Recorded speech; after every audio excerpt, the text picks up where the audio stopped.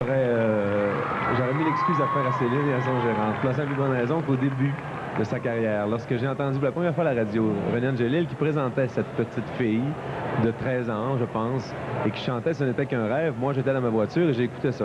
Et en petit Joe connaissant et en... J'essayais de donner mon propre verdict de la chose et je me suis dit intérieurement et j'ai dit à d'autres qui étaient avec moi, ben ça ne marchera jamais. Et tout fier de ma prédiction, je croyais vraiment dire vrai. Et chose, je me suis rendu compte, en tout cas après coup, après tout le chemin que Céline a parcouru, les différentes étapes de sa carrière, que c'était une grande chanteuse. Et là, je me suis rétracté parce que, bon, je me rétracte aujourd'hui devant elle, devant toute la population, parce que personne ne sait que j'avais eu cette idée-là en tête.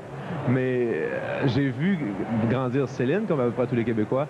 Et pour moi, c'est sûrement la plus grande chanteuse québécoise que le Québec n'ait jamais portée. Je sais pertinemment, bon, après avoir écouté l'album, après l'avoir vue sur scène ce soir, après l'avoir vue évoluer, après avoir chanté avec elle aussi, avoir vu de très très près de quelle façon elle contrôle son art, que Céline a toutes les chances du monde de réussir et sur le marché international. Et s'il était possible de le faire même interplanétaire, eh bien, je pense qu'elle serait une des premières. Moi, je suis un fan aujourd'hui inconditionnel et je parle peut-être avec de trop grands termes, mais il n'y en a jamais de trop grand pour Céline Dion. Céline, je te souhaite toutes les chances du monde.